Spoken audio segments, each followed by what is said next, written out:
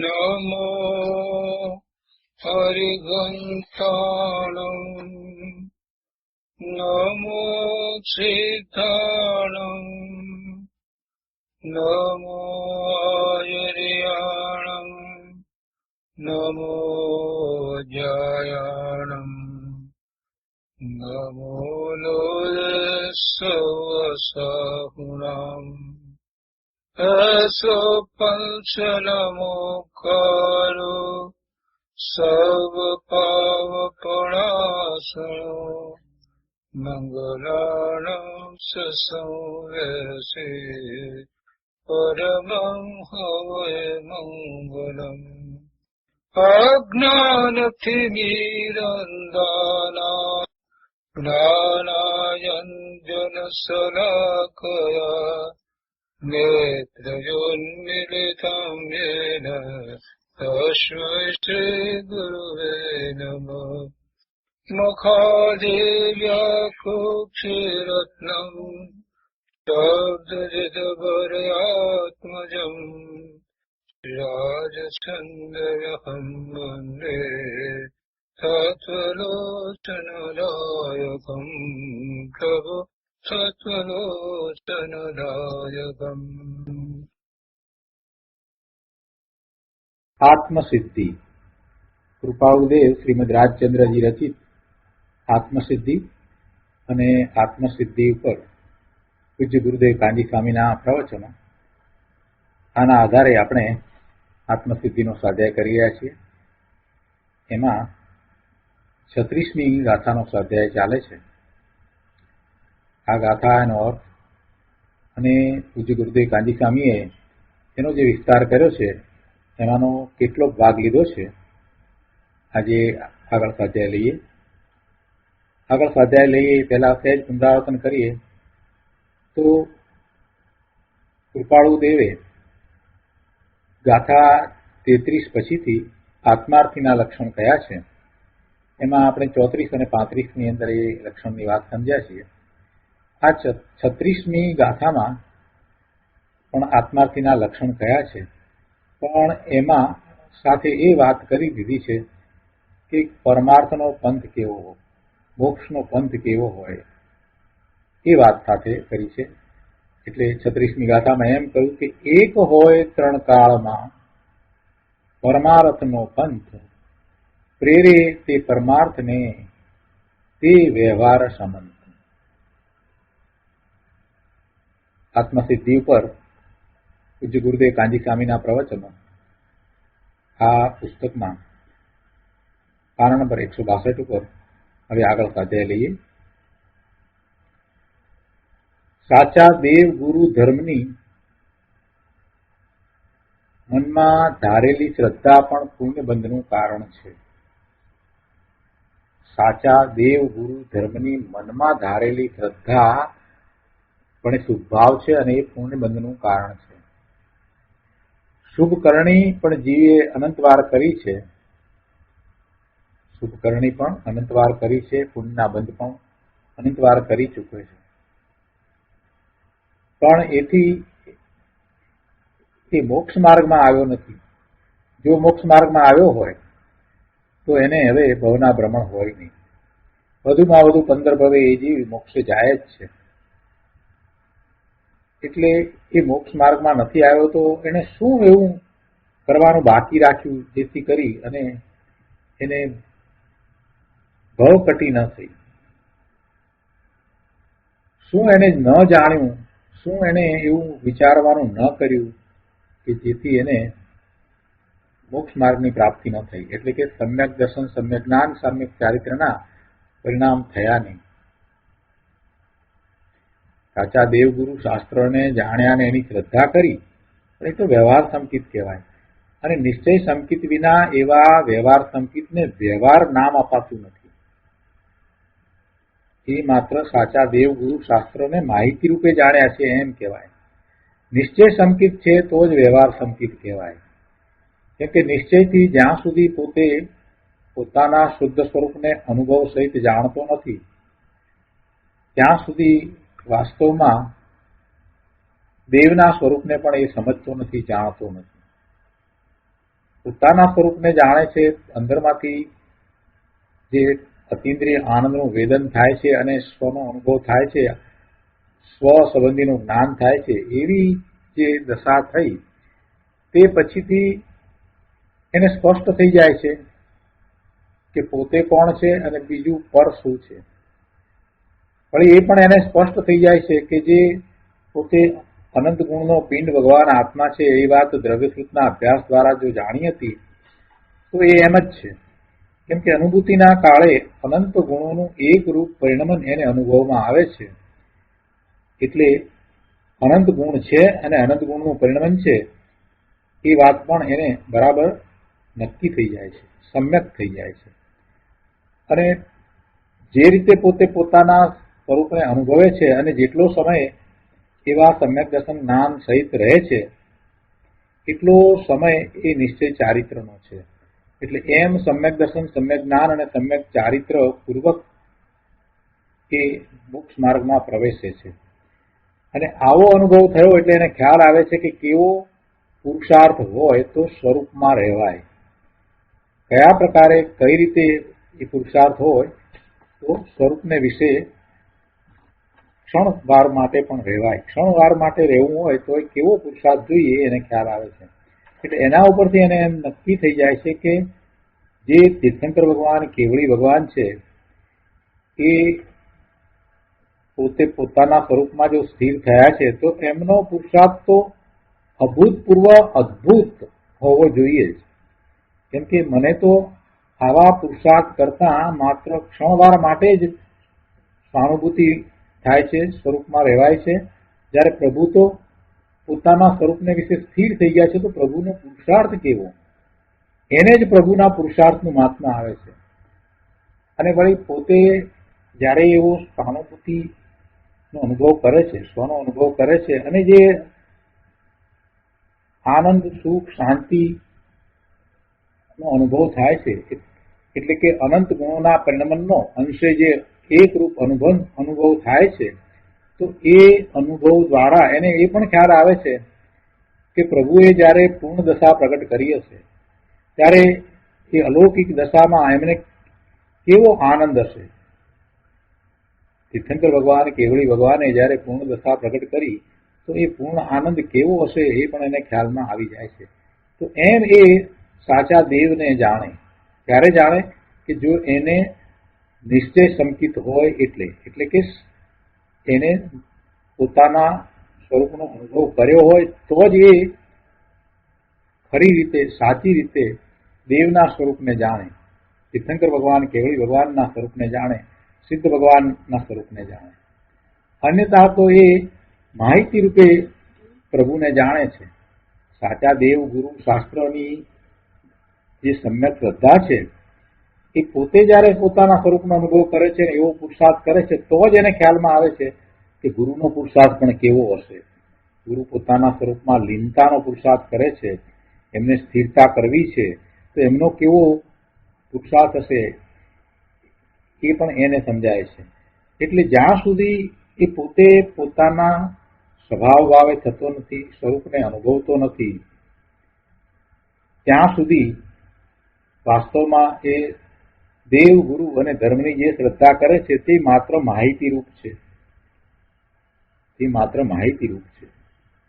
એ સમ્યક તો ત્યારે જ થાય કે જ્યારે એ પોતે પોતાના સ્વરૂપને અનુભવે ત્યારે. એટલે બીજી રીતે કહીએ તો જ્યારે એને નિશ્ચય સમ્યક્ત્વ થાય છે, નિશ્ચય સમ્યક્ત્વ થાય છે ત્યારે જ આ સાચા દેવ, ગુરુ, શાસ્ત્રની સમ્યક શ્રદ્ધા એને હોય છે. એટલે કે વ્યવહાર સંકિત હોય છે. જ્યાં સુધી નિશ્ચય સંકિત નથી ત્યાં સુધી આ પ્રમાણે આ દેવ, ગુરુ, શાસ્ત્રની જે શ્રદ્ધા છે એને વ્યવહાર સંકિત કહેવાતું નથી. એ માત્ર માહિતી રૂપ છે, એ માત્ર શુભભાવ છે. તો આ વાત પણ અંદરથી નીકળે છે. ગુરુદેવે એ વાત અહીંયા કરી છે કે છે કે સાચા દેવ, ગુરુ, ધર્મની મનમાં ધારેલી શ્રદ્ધા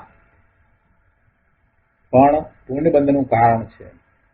શુભ કરણી પણ જીવે અનંતવાર કરી છે અને એ પણ પુણ્યબંધનું કારણ છે. તો એને શું બાકી રહ્યું છે તો એ પ્રશ્નનો આ જવાબ આપ્યો કે એણે નિશ્ચય સમ્યક્ત્વ પ્રગટ નથી કર્યું, એ એક બાકી રહ્યું છે.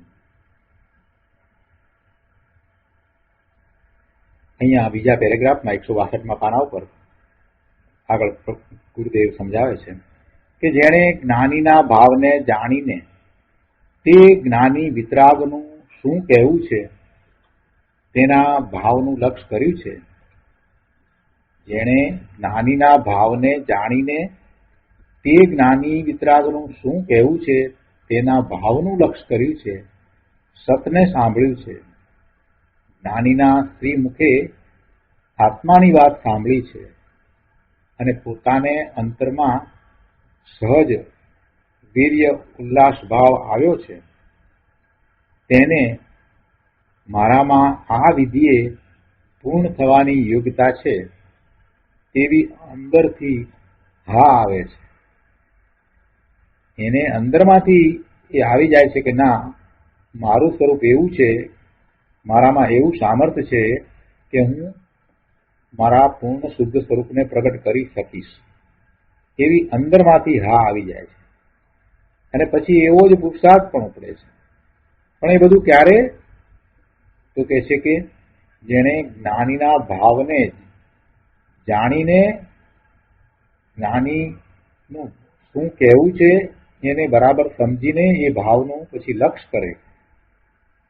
જ્ઞાનીએ આત્માની જે વાત કરી છે તો એ આત્માની વાત એટલે મારી વાત છે એને પોતા ઉપર લઈ અને પછી પોતાના સ્વરૂપને વિશે એકાગ્રતાનો એવો પુરુષાર્થ કરે છે, અંદરમાં એવો પુરુષાર્થ થાય છે, તો એને સમજાઈ જાય છે કે પોતામાં એવું સામર્થ્ય છે અને પોતે કઈ વિધિથી એટલે કે કયા પ્રકારે પોતે એની પ્રાપ્તિ કરશે. કહ્યું છે ને, પ્રત્યક્ષ સદગુરુ પ્રાપ્તિનો ગણે પરમ ઉપકાર, ત્રણેય યોગ એકત્વથી વર્તે આજ્ઞાધાર. આગળ આ વાત પણ આવશે. તે અહીંયા કહે છે કે તેમની આજ્ઞાએ વર્તવાનો, જ્ઞાનીની આજ્ઞાએ, સદગુરુની આજ્ઞાએ વર્તવાનો એટલે કે વિતરાગી પુરુષની આજ્ઞા આરાધવાનું જ તેને એક લક્ષ્ય છે. વિતરાગી પુરુષની આજ્ઞા આરાધવાનું જ તેનું એકમાત્ર લક્ષ્ય છે.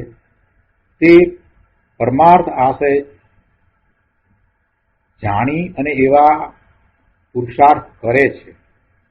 એટલે કે આત્મા પૂર્ણ કૃત્ય ચિદઘન નિર્મળ જ્ઞાતા છે, પૂર્ણ પાપ કસાય રહિત અબંધ છે. આત્માને કોઈ બંધ નથી. ભગવાન આત્મા ત્રિકાળ અબંધ સ્વરૂપ જ છે. જે બંધ છે એ તો દશામાં છે, વર્તમાન દશામાં છે, પર્યાયમાં છે. પરંતુ ભગવાન આત્માને શક્તિ અપેક્ષાએ જો જોઈએ, એના શુદ્ધ સ્વરૂપને નિહાળીએ, તેમાં કોઈ વિકાર નથી, કોઈ બંધ નથી. તે પરિપૂર્ણ છે અને શુદ્ધ છે. એમાં કોઈ મલિનતા નથી. જે કંઈ મલિનતા હતી એ બધી તો પર્યાયમાં રહી. પૂર્વે જે મલિન ભાવ કર્યા હતા એ પર્યાયમાં ગયા. વર્તમાનમાં જે દશા છે એ પણ ક્ષણિક છે. મૂળ તત્વ તો પરિપૂર્ણ છે અને શુદ્ધ છે. અને એમ ગુરુ આજ્ઞા, વિતરાગની આજ્ઞા સન્મુખ રાખી વર્તમાન અવસ્થામાં રાગની વૃત્તિને ટાળવા રૂપ પોતાના અકસાય અસંગ તત્વની જાળવણી કરી જ્ઞાતાપણું ટકાવી રાખવાનો પુરુષાર્થ કરે છે. આવો એનો પુરુષાર્થ છે. એટલે પુરુષાર્થ વખતે કયા પ્રકારની સમજ છે એ વાત ગુરુદેવે અહીંયા કરી દીધી છે. પુરુષાર્થમાં કેવી સમજ છે, કઈ વસ્તુમાં એને દ્રઢતા કરી છે, કયા પ્રકારે કરી છે, એ બધી વાત અહીંયા ગુરુદેવે આપણને સમજાવી દીધી છે. કઈ રીતે કરી છે, જ્ઞાનીની સમીપમાં પણ શું એ સમજ્યો છે, એ બધું અહીંયા તો સમજાવ્યું છે. ગુરુની આજ્ઞાએ એવા સત્પુરુષની વાણી એને સ્વીકારી, સમજ્યો, આત્મસાત કરી અને એમ જ પુરુષાર્થ કર્યો છે. પોતે ભગવાન આત્મા ત્રિકાળ શુદ્ધ છે, અનાદિથી એવો ને એવો શુદ્ધ છે. જે મલિનતા છે તે પર્યાયમાં છે અને બધાથી પોતે જુદો ભગવાન આત્મા ત્રિકાળ છે. ત્યારે એ કોઈની સાથે ભેળસેળ રૂપ થયો જ નથી. કોઈની સાથે એ ભેળસેળ રૂપ થયો જ નથી. એ ત્રિકાળ શુદ્ધ જ છે, એ શુદ્ધ જ છે. મલિનતા એનામાં છે જ નહીં. આવો અંદરમાં જ્યારે હકાર આવે, આવું અંદરમાં જ્યારે બળ આવે કે ના હું શુદ્ધ જ છું, તો જ એવો પુરુષાર્થ ઉપડે. અને સામે શ્રી ગુરુ પાસેથી એ વાતને જાણી હોય એટલે પછી વીર્ય ઉછળે જ, વીર્ય ઉછળા વિના રહે જ નહીં. કેમ કે શ્રી ગુરુનો પણ એવો જ પુરુષાર્થ છે, શ્રી ગુરુએ પ્રાપ્ત કર્યું છે એટલે એમની તો અનુભવ સહિતની વાણી છે. બહુ સરસ વાતો કરી છે ગુરુદેવે અહીંયા તો.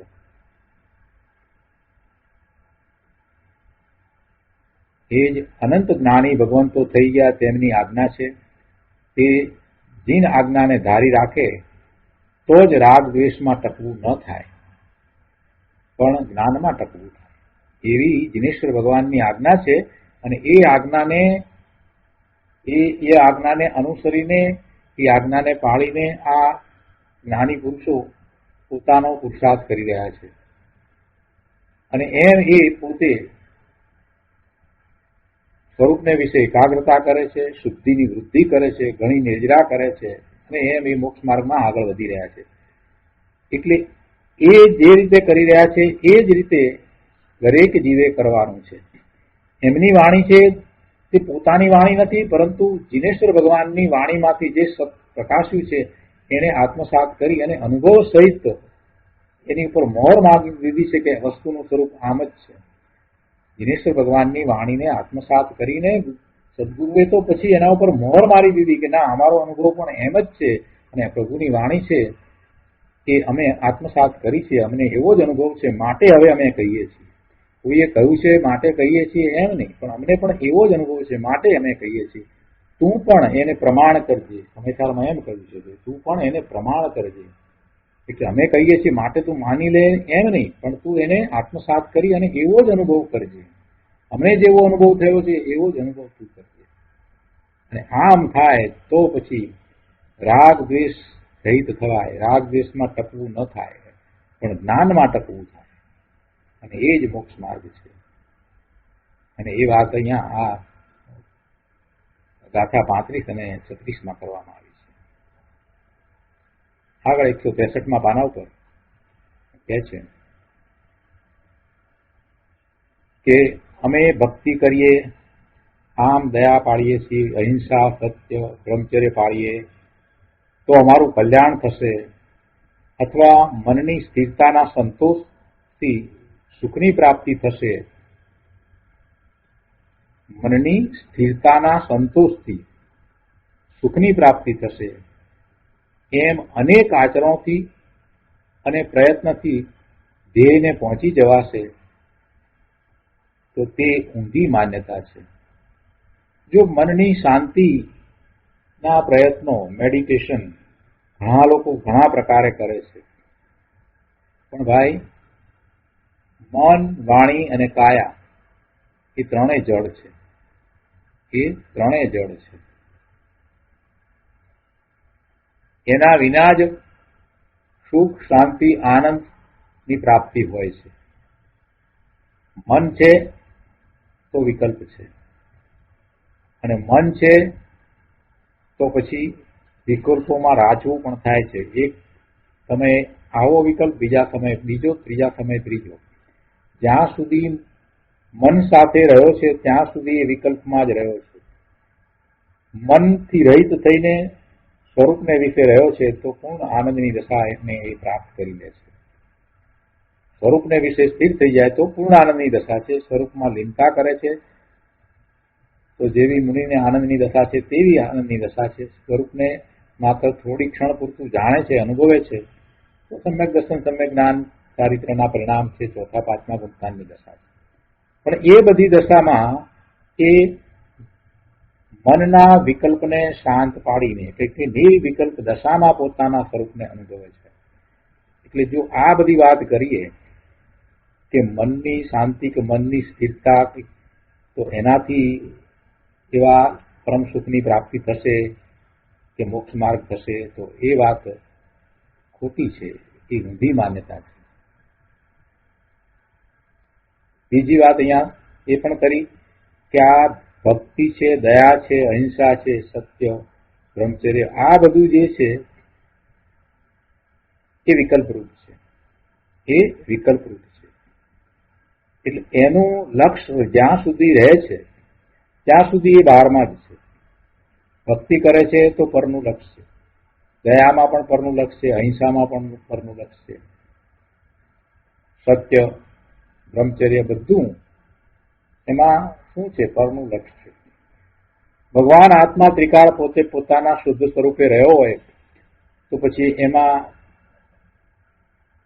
હિંસા છોડીને અહિંસા પાળવાની વાત જ ક્યાં આવી? પોતે પોતાના સ્વરૂપે જ રહ્યો છે તો એને ક્યાં હિંસા છે? આ બાહ્ય અહિંસા પાળે છે તો એમાં તો સુખભાવ છે ને, એ વખતે તો એ વાસ્તવમાં તો એ પોતાના સ્વભાવ ભાવની હિંસા કરી રહ્યો છે.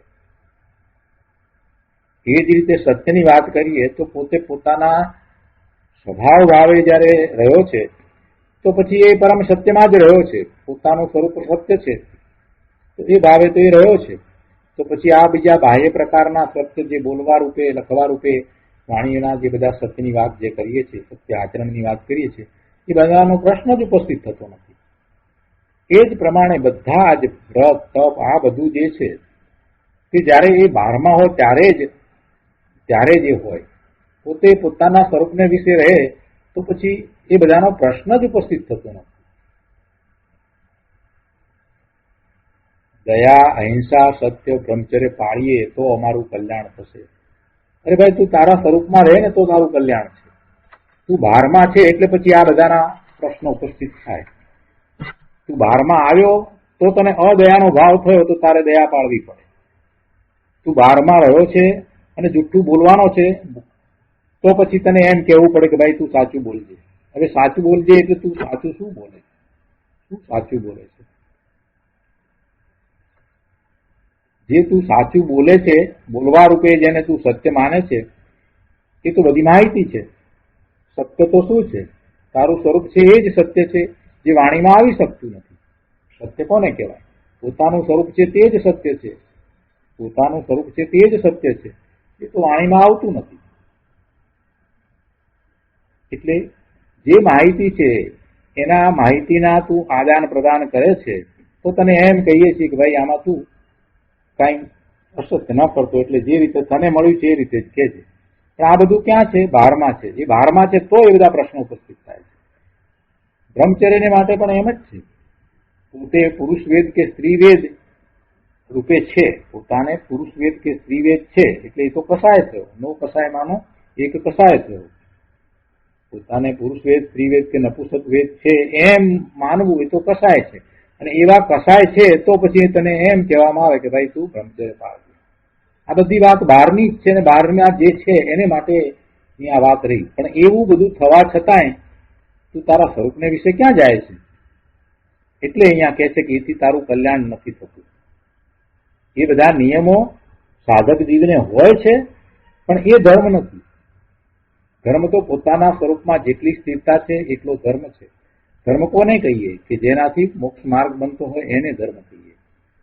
એટલે આ બધું સાધકને હોય, ન હોય એમ વાત નથી, હોય અને હોવું જ જોઈએ, એવું હોવું જ જોઈએ.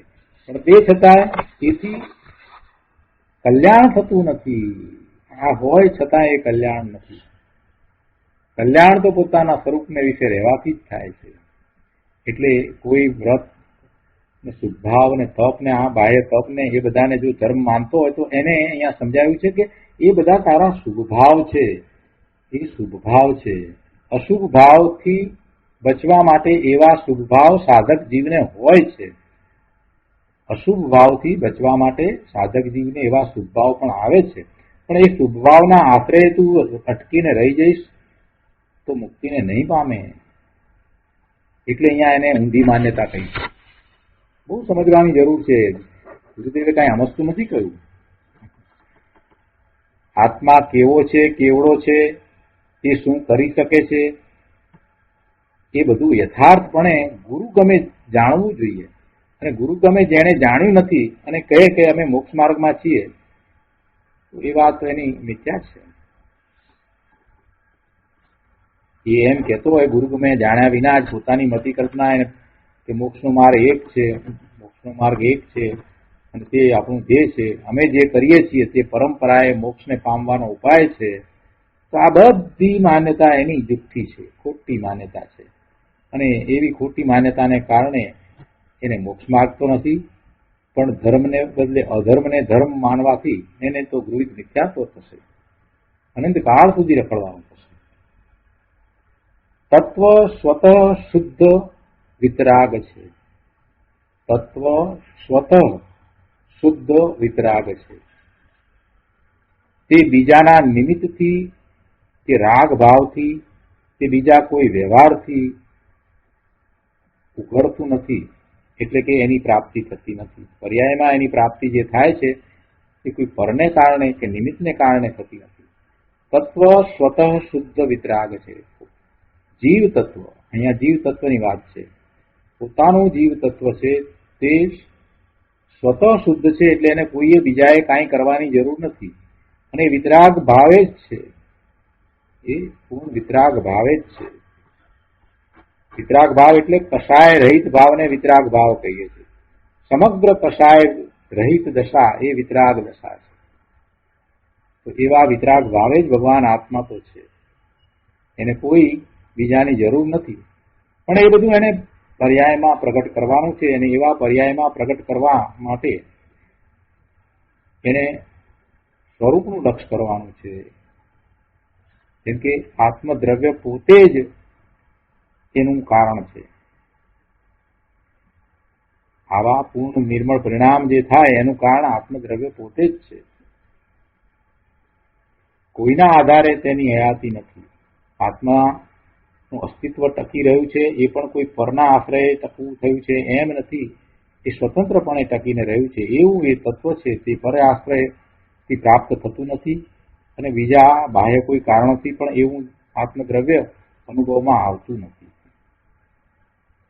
એટલે એ જે કાંઈ બીજી માન્યતા કરતો હોય કે અમે જે કહીએ છીએ પરંપરાએ માનીએ છીએ એથી આત્માની પ્રાપ્તિ થશે, તો એ મિથ્યા માન્યતા છે. જ્ઞાન સ્વરૂપની કળા જ્ઞાનની સમજણમાં જ છે, અને તે જ્ઞાન વડે જ છે. જ્ઞાન સ્વરૂપ ભગવાન આત્મા પોતે છે, અને એને પામવાની કળા પણ જ્ઞાનમાં જ છે.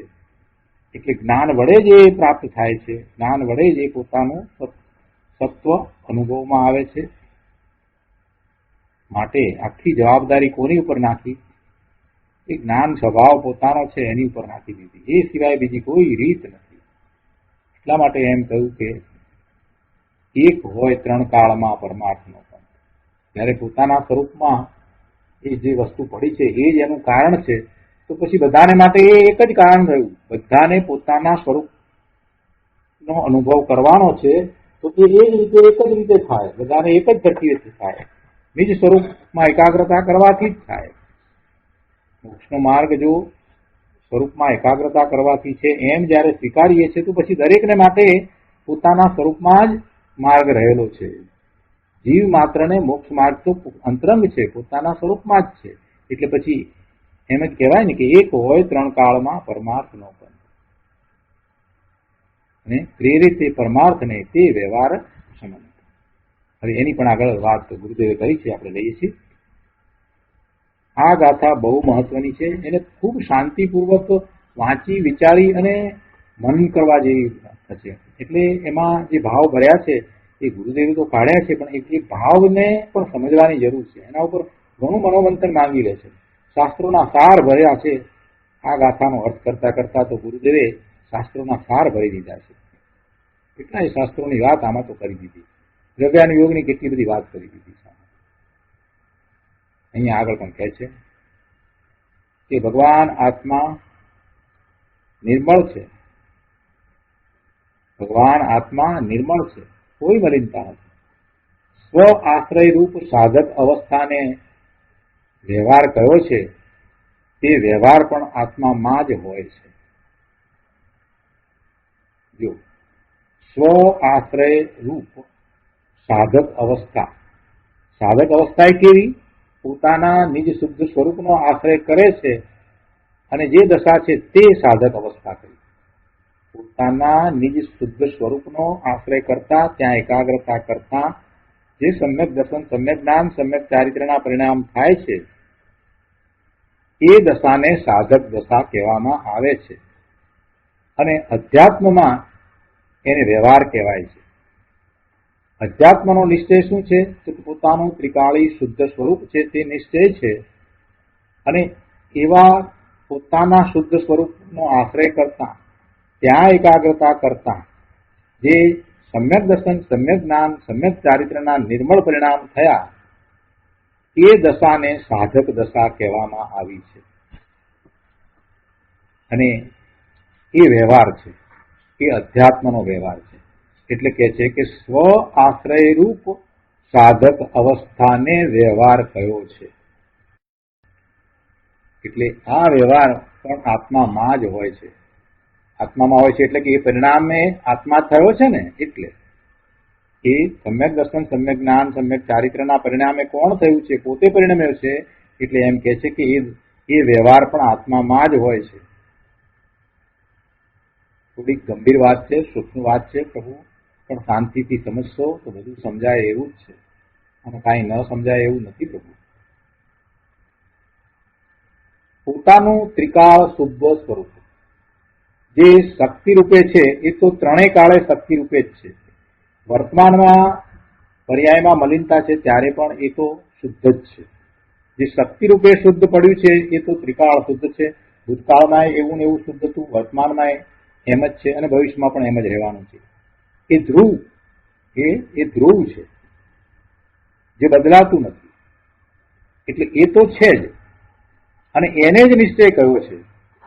અધ્યાત્મમાં એ પોતાનું ત્રિકાળ શુદ્ધ સ્વરૂપ છે, એને નિશ્ચય કર્યું છે. અને એના જે નિર્મળ પરિણામ, સમ્યક દર્શન, સમ્યક જ્ઞાન, સમ્યક ચારિત્રના પરિણામ, એને વ્યવહાર કર્યો, એને અધ્યાત્મનો વ્યવહાર કર્યો. તો આવો અધ્યાત્મનો વ્યવહાર એટલે કે એવા નિર્મળ પરિણામ, એ નિર્મળ પરિણામ રૂપે કોણ થાય છે? પોતે જ થાય છે. વર્તમાન પર્યાયમાં એને મલિનતા હતી, મલિનતાના પરિણામ હતા. વર્તમાન પર્યાયમાં એ પરનું લક્ષ કરી અને શુભાશુભ ભાવે થતો હતો. હવે જ્યારે એ પોતે પોતાના ત્રિકાળ શુદ્ધ સ્વભાવનું લક્ષ કરે છે, ત્યાં એકાગ્રતા કરે છે, તો જે પરિણામ થાય છે એ પરિણામ રૂપે પોતે થયો છે. અત્યારે વર્તમાન પરિણામ મલિન છે, પણ એ દ્રષ્ટિ પલટાવીને પરમાલક્ષ રહ્યું છે, એને પલટાવીને સ્વ તરફ વળે છે. હવે સ્વ તરફ વળ્યો છે અને પોતાનું શુદ્ધ આત્મ તત્વ જે ત્રિકાળ શુદ્ધ છે, જે ધ્રુવ છે, ત્યાં એકાગ્રતા કરે છે. તો હવે જે પરિણામ થયા એ નિર્મળ પરિણામ થયા, સમ્યક દર્શન, સમ્યક જ્ઞાન, સમ્યક ચારિત્રના પરિણામ થયા. તો એ પરિણામ રૂપે પોતે જ પરિણમી રહ્યો છે, એ પોતાની જ દશા છે. એટલે ગુરુદેવ અહીંયા એમ કે છે કે સ્વ આશ્રય રૂપ સાધક અવસ્થાને વ્યવહાર કયો છે, અને તે વ્યવહાર પણ આત્મામાં જ હોય છે. જો આત્મામાં વ્યવહાર આ રીતે હોય છે. અદભુત વાત છે પ્રભુ. ગુરુદેવે તો શાસ્ત્રોના સાર ભરી દીધા છે પ્રભુ. રંગાનું એવું આખો અહીંયા તો ઠલવી દીધો હોય એવું લાગે છે. કેવી અદભુત વાત કરી છે. અધ્યાત્મનો નિશ્ચય અને અધ્યાત્મના વ્યવહારને આપણે થોડીક સૂક્ષ્મતાથી સમજીએ છીએ તો આપણને ખ્યાલ આવે છે કે હું આ બહારમાં શું કરી રહ્યો છું. બહારમાં હું શું કરી રહ્યો છું? બધું અંદરમાં જ પડ્યું છે. આખો પુરુષાર્થ અંતરંગ છે. પોતે એવા સામર્થ્ય વાળો છે અને એવા જ પોતાના પરિણામ રૂપે પોતે પરિણમી જાય છે. પછી બહારમાં શું છે? હવે બહારમાં એને શું કરવાપણું છે? બહારમાં શું રાખ્યું છે? બહારમાં ક્યાં રસ પડે એવું છે? તો વિચાર કરે તો પણ એનું લક્ષ્ય સ્વરૂપ તરફ થાય, એનું લક્ષ્ય સ્વરૂપ તરફ જાય. આવી અદભુત વાતો છે. આગળ લઈએ. અહીંયા ગુરુદેવ કહે છે કે પુણ્ય પાપ કસાય રાગ આદિની રુચિ છેદીને રાગના અભાવરૂપ જ્ઞાનમાં ટકી રહેવાનો જ્ઞાન ક્રિયારૂપ પુરુષાર્થ કરે તે વ્યવહાર અનંત જ્ઞાનીઓએ સંમત કર્યો છે. તે વ્યવહારને જ્ઞાનીઓએ સંમત કર્યો છે. કયા વ્યવહારને જ્ઞાનીઓએ સંમત કર્યો છે? કે છે કે પુણ્ય પાપ, જો પુણ્ય ને પાપ બંનેને લીધા છે, એટલે કે શુભ ભાવ અને અશુભ ભાવ, જેને કારણે પુણ્ય ને પાપના બંધ પડે છે. અને આ બધા કસાયો રાગાદી એટલે ક્રોધ, માન, માયા, લોભ, બધું રાગ અને દ્વેષ બધું પણ એ બધાની રુચિ છે એને છેદીને રાગના અભાવરૂપ, જેમાં રાગ નથી એવું જ્ઞાન, રાગના અભાવરૂપ જ્ઞાનમાં ટકી રહેવાનો જ્ઞાન ક્રિયારૂપ પુરુષાર્થ કરે. જો પુરુષાર્થમાં એને જ્ઞાન જ કરવાનું છે, પોતાના સ્વરૂપનું જ્ઞાન કરવાનું, એવી જ્ઞાન ક્રિયારૂપ પુરુષાર્થ છે. જ્ઞાનમાં ટકી રહેવાનો જ્ઞાન ક્રિયારૂપ પુરુષાર્થ કરે તે વ્યવહાર, આને વ્યવહાર કહ્યો. અને આવો વ્યવહાર છે એને અનંત જ્ઞાનીઓએ સંમત કર્યો છે. આ વ્યવહારને સંમત કર્યો છે. આ ગાથામાં કહ્યું ને કે પ્રેરે તે પરમાર્થને તે વ્યવહાર સંબંધ. તે વ્યવહાર સંબંધ કયો વ્યવહાર સંબંધ? જે પરમાર્થને પ્રેરે છે તે. અને પરમાર્થ શું છે? પોતાનું સ્વરૂપ છે. પોતાનું જે શુદ્ધ સ્વરૂપ છે એની પ્રગટતા તે પરમાર્થ છે. પોતાનું નિશ્ચયથી શુદ્ધ સ્વરૂપ છે એની પ્રસિદ્ધિ, એની પ્રગટતા, વર્તમાન પર્યાયમાં એની પ્રગટતા, પૂર્ણ પ્રગટતા એ પરમાર્થ છે. તો એવા પરમાર્થને પ્રેરનાર શું છે? એવા પરમાર્થને પ્રેરનાર શું છે? તો કે એનો જ્ઞાન ભાવે થતો પુરુષાર્થ, જ્ઞાન ક્રિયારૂપ પુરુષાર્થ, કે જેમાં એ સ્વનું લક્ષ્ય કરે છે અને એના નિર્મળ પરિણામ થાય છે. તો આ જે વ્યવહાર છે, જે અધ્યાત્મનો વ્યવહાર છે, એને સંબંધ કર્યો છે. એ વ્યવહાર સંબંધ. જો ગુરુદેવે અર્થ કર્યો છે, બીજી લીટીનો અર્થ કરતા તો આખો મોક્ષનો માર્ગ દર્શાવી દીધો છે. એટલું જ નહીં, પણ એને દિશા પણ દર્શાવી દીધી છે કે તું જ્યાં ઉભો છે ત્યાંથી આ પરમાર્થની દિશા, આ મોક્ષ માર્ગની દિશા કઈ તરફ છે એ પણ દર્શાવી દીધી છે. બહુ સરસ વાત છે. સંબંધ એટલે સ્વીકાર્યો છે, એટલે જ્ઞાની હોય એને વ્યવહાર તરીકે સ્વીકાર્યો છે એમ. સદગુરુ, સત્શાસ્ત્ર અને સદગુરુના નામની ભક્તિનો શુભ ભાવ એકલો પર આશરે છે. સદગુરુની ભક્તિ હોય કે એવા દેવની ભક્તિ હોય, સતદેવ, સાચા દેવ, ગુરુ, શાસ્ત્રની ભક્તિ, એનો એ ભાવ છે એ પર આશ્રય છે, એ શુભ ભાવ છે. અને એ તો એકલો પર આશ્રય છે, સ્વનો આશ્રય તો એમાં છે નહીં, એટલે મોક્ષ માર્ગ નથી. સતને ઓળખ્યા વિના એ બધી શુભભાવની, એ રાગની ક્રિયા, એ ભક્તિ, એ બધું પુણ્યબંધનું કારણ છે, પણ મુક્તિનું કારણ નથી. શુભભાવ કાંઈ મોક્ષ માર્ગ તરફ પ્રેરતું નથી, પ્રેરણા કરતું નથી.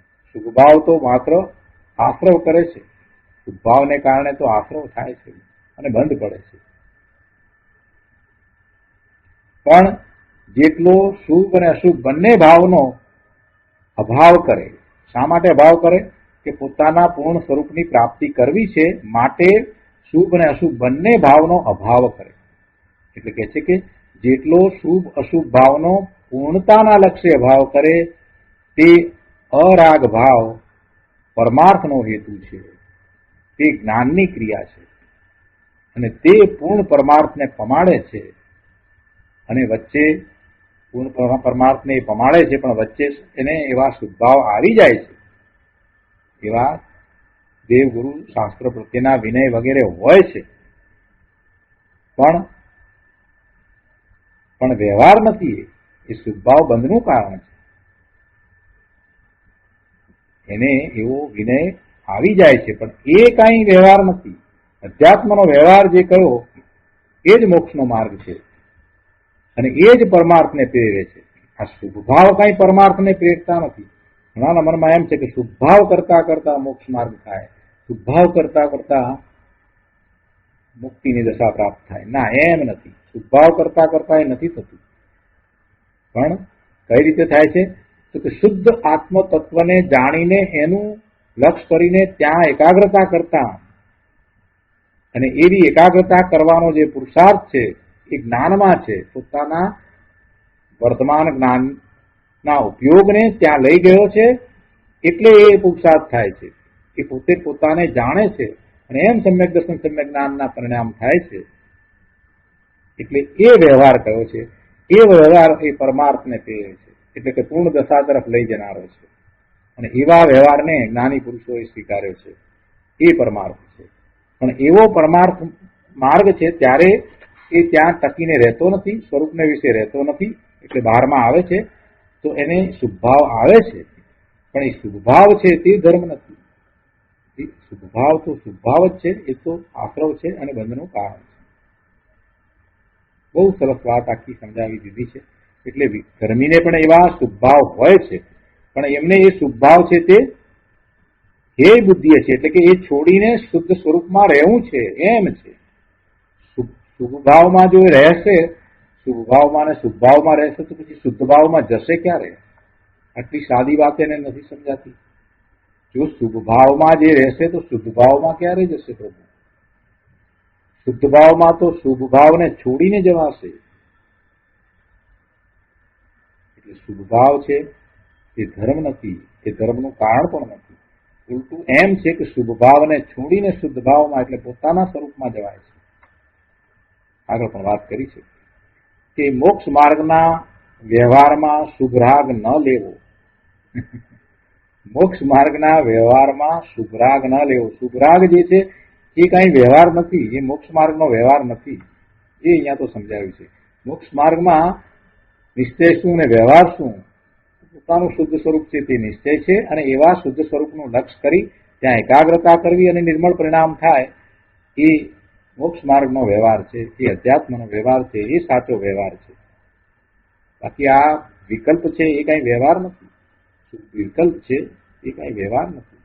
એટલે કહે છે કે મોક્ષ માર્ગના વ્યવહારમાં શુભરાગ ન લેવો, કારણ કે અરાગી શુદ્ધ તત્વની ભક્તિ, અરાગી શુદ્ધ તત્વ, અરાગી શુદ્ધ તત્વની ભક્તિ રાગ વડે થતી નથી. અરાગી પૂર્ણ તત્વ ઉપર મીટ માંડી છે, એટલે કે ત્યાં એકાગ્રતા કરી છે, એ શુદ્ધ અભિપ્રાયને ટકાવી રાખે છે. વચ્ચે રાગ આવી જાય છે એટલે બહારમાં આવે છે ને, નિર્વિકલ્પ ધ્યાનમાંથી બહારમાં આવે છે તો એને શુભભાવ આવી જાય છે. તો એવા વચ્ચે રાગ આવી જાય છે, તેનાથી લોકોત્તર પુણ્ય બંધાય છે, ઊંચા પ્રકારના પુણ્ય બંધાય છે. એ રાગ હું નહીં એવું ભાન જ્ઞાનીને વર્તે છે. એ રાગ હું નહીં એવું ભાન જ્ઞાનીને વર્તે છે.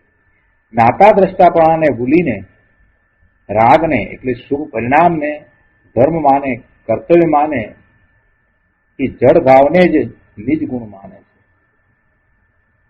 જ્ઞાતા દ્રષ્ટાપણું છે એ તો પોતાનો ભાવ છે, પોતે માત્ર જ્ઞાન કરવા વાળો છે. તો એવા પોતાના જ્ઞાતા દ્રષ્ટા ભાવને ભૂલીને જો શુભ ભાવને, શુભ પરિણામને એ ધર્મ માને છે, એને જે કરવા લાયક માને છે, એને ઈષ્ટ માને છે, તો એ પોતે પોતાના જે ભાવ છે એને જડ કરી દે છે. તો એમ કહીએ કે જડ ભાવને જ નિજગુણ માને છે. એ મિથ્યા ભાવ જ છે, એ મિથ્યાત્વ છે. આત્માનો વ્યવહાર આત્મામાં જ હોવો જોઈએ. આત્માનો વ્યવહાર બહારમાં ન હોય, આત્મામાં જ હોવો જોઈએ. તે સિવાય કાંઈ બીજું માને તો તે અભિપ્રાય જુઠ્ઠો છે. સમ્યક અભિપ્રાયને ટકાવીને રાગ દ્વેષ ટાળવાનો, અર્થાંત સ્વરૂપમાં સાવધાન રહેવાનો પ્રયત્ન જ્ઞાની કર્યા જ કરે છે. આવી વાત છે. ત્યાં સુધી કરે છે, પૂર્ણ સ્થિર થયો નથી ત્યાં લગી એ એવો પુરુષાર્થ કર્યા જ કરે છે. અને એ પૂર્ણતા સુધી પહોંચે એ દરમિયાન વચ્ચે એને શુભભાવ આવે, એવા રાગ પણ આવે, પણ એને ધર્મ નથી માનતા, એને શુભભાવ જ માને છે, એને બંધનું કારણ જ માને છે. અને પૂર્ણ સ્થિર થયો નથી ત્યાં સુધીના પુરુષાર્થમાં બાહ્યમાં એને અવ્રત ટળે અને વ્રત પરિણામ હોય તો તે વખતે પણ પ્રયત્ન તો એનો અંતરંગમાં અરાગી તત્વમાં, પોતાના શુદ્ધ તત્વમાં સ્થિરતા કરવાનો જ હોય છે. બાહ્યમાં એને વ્રત હોય, અવ્રત ટળે એટલે વ્રત સહિત થાય, વ્રતના પરિણામ હોય, એવું બધું હોય, તો પણ એ બહારમાં રોકાતો નથી. એની દ્રષ્ટિ તો સ્વરૂપ તરફ જ છે. એટલે એ તો તત્વમાં સ્થિરતા કરવાનો જ પ્રયત્ન કરે છે.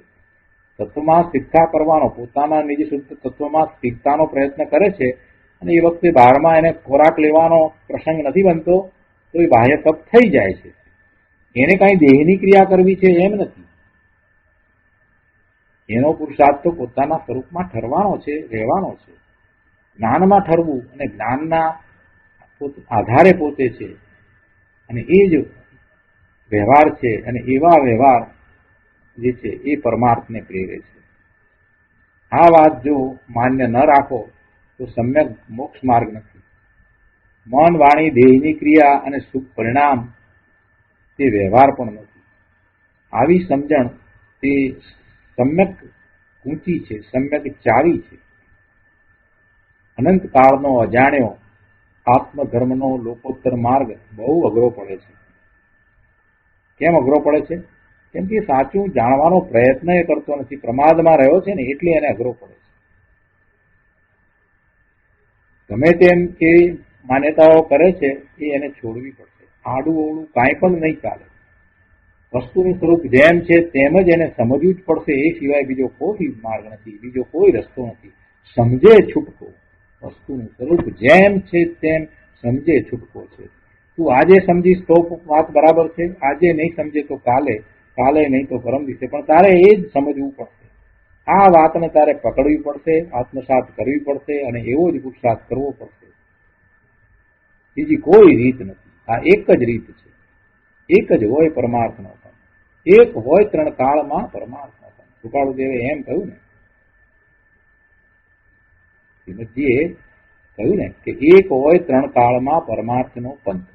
પણ કાળને અનુસરીને કાંઈ ફેરફાર કર્યો હોય તો ન ચાલે. ત્રણ કાળમાં કહ્યું તો અત્યારે વર્તમાન કાળમાં આપણને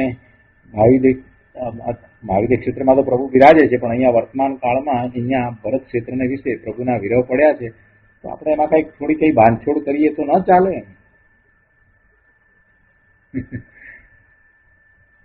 ગુરુદેવ કહે છે કે કૃપાળુ દેવે આ જે કઈ વાત કરી છે કે ત્રણ કાળમાં એક જ હોય પરમાર્થનો પંથ, એટલે ભૂતકાળમાં એમ હતું, વર્તમાનમાં એમ છે ને ભવિષ્યમાં પણ એમ રહેશે અને દરેક ક્ષેત્રને વિશે એમ જ રહેશે.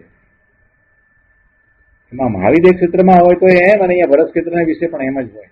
એટલે જ્યાં હોય ત્યાંના ત્રણેય કાળ, ભૂતકાળ, વર્તમાન કાળ, ભવિષ્યકાળ, બધા વખતે એક જ માર્ગ હોય. એ કૃપાળુ દેવે પોતાની કઈ મતિ કલ્પનાથી નથી કહ્યું, પણ અનંત જ્ઞાનીઓએ જે કહ્યું છે તે જ કહ્યું છે. એટલે એમાં ફેરફાર ન થાય ભાઈ, એમાં ફેરફાર ન હોય, એમાં ફેર પડે નહીં. હા, વર્તમાન કાળમાં અહીંયાથી ભરત ક્ષેત્રને વિશેથી આ દેહે મોક્ષ ન થાય, પુરુષાર્થ ઓછો કરી શકે એ વાત બરાબર છે, પણ છેવટે તો પુરુષાર્થ તો એ જ રીતે થાય અને અહીંથી ભલે મોક્ષ ન થાય પણ સમ્યક્ત્વ સહિત એ પછી બીજો જન્મ લે છે અને મનુષ્યની પર્યાય થાય છે, તો એમાં એ એનો પોતાનો પુરુષાર્થ આગળ વધારે છે અને એવો ઉગ્ર પુરુષાર્થ થયો છે તો બીજો જન્મ પ્રભુની નિશ્રામાં થાય છે, એટલે કે મહાવિદ્ય ક્ષેત્રમાં થાય, અથવા તો અહીંયા ભરત ક્ષેત્રને વિશે જયારે પ્રભુ વિરાજતા હોય ત્યારે એમની નિશ્રામાં એનો જન્મ થાય. પણ માર્ગમાં કઈ ફેરફાર ન થાય. માર્ગ તો જે છે તે જ માર્ગ છે. ત્રણ કાળમાં એક હોય પરમાર્થનો પણ. જેવો અભિપ્રાય સર્વજ્ઞ ભગવાનનો છે એવો જ એ જાતનો અભિપ્રાય ચોથી ભૂમિકા એટલે કે ચોથા ગુણસ્થાનકે પણ હોય છે, અન્ય પ્રકારે હોતો નથી. અનંત કાળમાં અનંત જ્ઞાની ભગવંતો થઈ ગયા, વર્તમાનમાં થાય છે અને ભવિષ્યમાં થશે.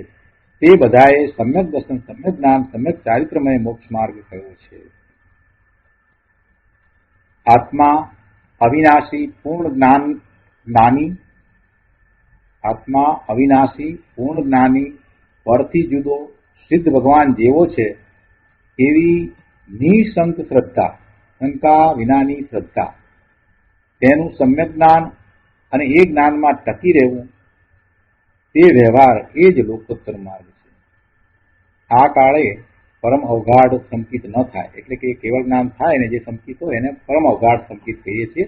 તો આ કાળે ભરત ક્ષેત્રને વિશે એવું પરમ અવગાઢ સંકિત ન થાય, પણ દઢતર સંકિત થાય છે. પૂર્ણ કેવળ જ્ઞાન ન થાય પણ દઢતર સંકિત થાય છે. એટલે શું કે મુનિદશાને વિશે જે છે સંકિત એ રસકર સંકિત છે. પૂર્ણ કેવળ જ્ઞાન ન થાય પણ તેના બીજડા તે જાતના જ હોય. આ કાળે એકાવતારીપણું થઈ શકે છે. આ કાળે એકાવતારીપણું થઈ શકે છે એટલે કે એક અવતાર એક ભવ કરી અને મોક્ષે જાય એવું થઈ શકે છે. એવું સમ્યક્ત્વ એ પ્રગટ કરી શકે છે. સાચું જ્ઞાન, સાચી શ્રદ્ધા અને રાગ રહિત નિર્મળ જ્ઞાનમાં ટકી રહેવું તે ચારિત્ર. જો ચારિત્રની વ્યાખ્યા કરી, નિશ્ચય ચારિત્ર કોને કહેવાય? પોતે સમ્યક જ્ઞાન, સમ્યક દર્શન એટલે કે સમ્યક શ્રદ્ધા સહિત પોતે જ્ઞાનમાં ટકી રહે છે, પોતાના જ્ઞાન સ્વભાવમાં રહે છે, એ ચારિત્ર છે અને તે આત્માનો વ્યવહાર છે.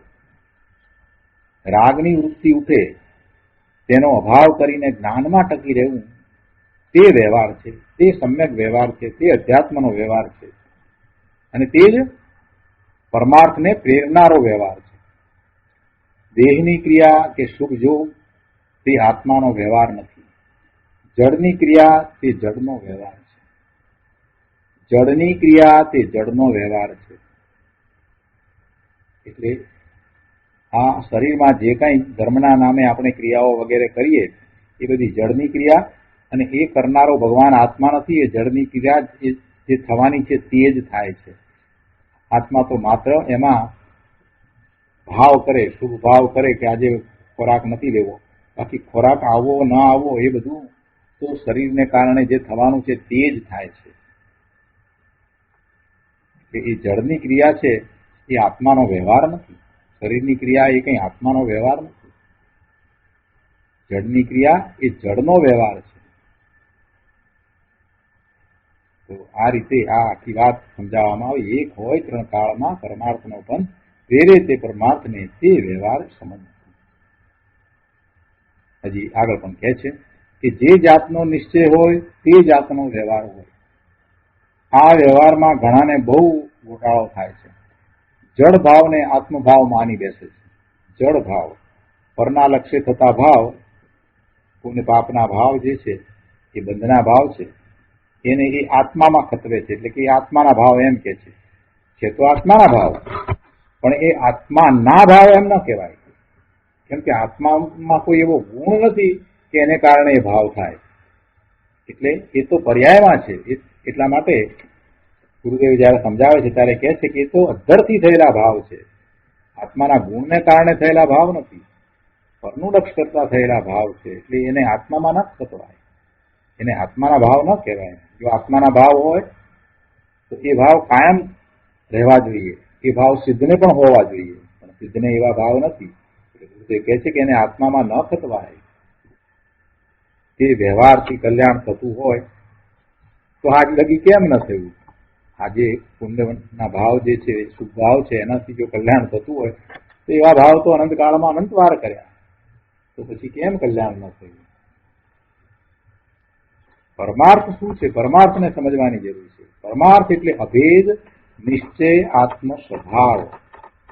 નિશ્ચય એટલે શુદ્ધ આત્મ સ્વભાવ. તેને પહોંચી વળે તે પરમાર્થભૂત વ્યવહાર છે. બીજા વ્યવહારથી ધર્મ નથી. સાધક જીવ હું જ્ઞાન છું, સત છું, શુદ્ધ છું, અભેદ છું એમ લક્ષમાં લઈને અખંડ જ્ઞાનનો પુરુષાર્થ ઉપાડે છે. સાથે જે સુગરાગ છે એનો ભાવ હોય છે, એટલો ભાગ હોય સુખનો ભાવ, તો એને એ પોતાનું સ્વરૂપ માનતો નથી. તે હું નહીં એમ એને ભાન છે. સુભાવ તે હું નહીં. પૂર્ણ વિતરાગી તત્વ જ ઉપાદેય છે. પૂર્ણ વિતરાગી તત્વ જ ઉપાદેય છે. એ અભિપ્રાયને ટકાવી રાખવાનું જે જ્ઞાન બળ વર્તમાનમાં પુરુષાર્થપણે વર્તે છે તે વ્યવહાર છે. તે વિના બીજો કોઈ વ્યવહાર પરમાર્થમાં નાખે તો એ પછી મિથ્યાત્વ છે. અને આગળ કહે છે આ પેરેગ્રાફમાં છેલ્લે કે આત્મા પૂર્ણ શુદ્ધ વિતરાગી છે એ નિશ્ચય અથવા પરમાર્થ. આત્મા પૂર્ણ શુદ્ધ વિતરાગી છે એ નિશ્ચય અથવા પરમાર્થ છે, અને રાગના ભાવને જ્ઞાન વડે છેદીને જ્ઞાનમાં ઠરવાનો, એમાં ટકી રહેવાનો પુરુષાર્થ એ જ વ્યવહાર છે. બીજા લોકો બીજો કોઈ પણ વ્યવહાર કહે તો એ માનવો નહીં. જો બીજું માનશો, વ્યવહારનું સ્વરૂપ અન્યથા માનશો, તો એ પરમાર્થ તરફ લઈ જનારું નહીં હોય. એટલે ભવના ભ્રમણ થશે, રખડવાનું થશે. એ છે કે બીજું માનશો તો બીજું થશે. બીજું થશે એટલે શું થશે? મુક્તિ નહીં થાય, પણ બંધ પડશે, ભવના ભ્રમણ થશે. તો આ રીતે આપણે આ 36મી ગાથા પૂરી કરીએ છીએ. અને હવે આ 35મી અને 36મી બેઉ ગાથાઓ ના અનુસંધાનમાં 37મી ગાથા કહે છે, અને એનો સ્વાધ્યાય આપણે હવે આવતા વખતે લઈશું. આજનો સ્વાધ્યાય અહીંયા સુધી રાખીએ છીએ. હવે સુખધામ બોલીએ. સુખધામ અનંત